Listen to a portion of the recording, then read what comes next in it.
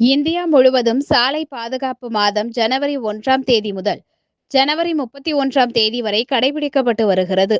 இதன் ஒரு பகுதியாக நாகப்பட்டினம் மாவட்ட நெடுஞ்சாலைத்துறை சார்பில் சாலை பாதுகாப்பு விழிப்புணர்வு பேரணி நடைபெற்றது. நாகப்பட்டினம் அவுரித்திடலில் தொடங்கிய பேரணியை நெடுஞ்சாலைத்துறை கோட்ட பொறியாளர் நாகராஜன் கொடியசைத்து துவக்கி வைத்தார். கல்லூரி மாணவிகள், உதவி கோட்ட பொறியாளர் விவேகானந்தன், உதவி பொறியாளர்கள், சாலை ஆய்வாளர்கள் மற்றும் சாலை பணியாளர்கள் 500க்கும் மேற்பட்டோர் கலந்து கொண்டனர்.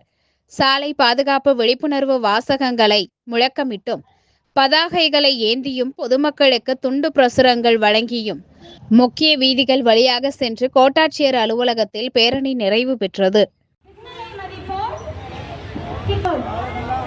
இடைவெளி காப்போம், இன்னலை தவிர்ப்போம், வேகம் சோகத்தை தரும், தூக்கத்தில் ஓட்டினால் துக்கம் வரும், முறையான பேரணியை மரியாதைக்குரிய நம்முடைய கோட்ட பொறியாளர் அவர்கள் கொடியசைத்து இந்த பேரணியை துவங்கி வைப்பார்கள்.